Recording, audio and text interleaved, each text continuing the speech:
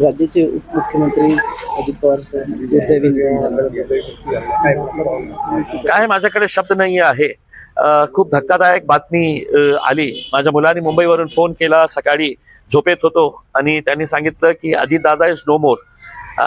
झोपेतून उठतो आणि अशा प्रकारची बातमी ऐकतो तर मला विश्वास बसला नाही.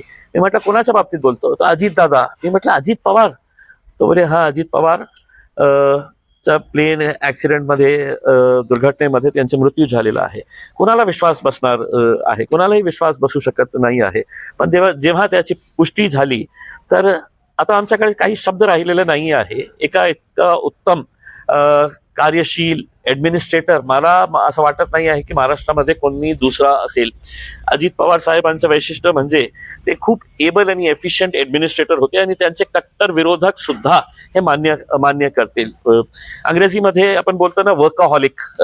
ज्या माणसाला फक्त काम करण्याची सवय होती, फक्त काम काम आणि काम.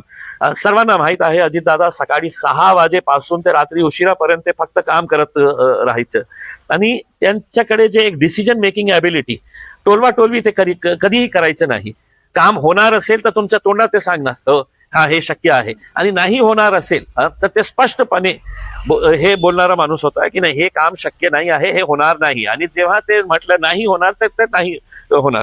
तर अशा प्रकारचं एक एबल ॲडमिनिस्ट्रेटर, दुर्दैवी त्यांचा अशा प्रकारे मृत्यू होणे हे फक्त महाराष्ट्र नव्हे तर देशासाठी एक खूप धक्कादायकच बातमी आहे.